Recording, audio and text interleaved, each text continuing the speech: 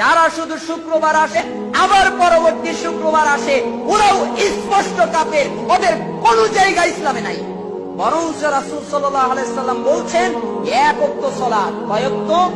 এক ওয়াক্ত সালাত যদি কেউ ইচ্ছা করে ছেড়ে দেয়, তাহলে ইসলাম থেকে সে বের হয়ে যায়, সে কুফরি করে, কাফের হয়ে যায়।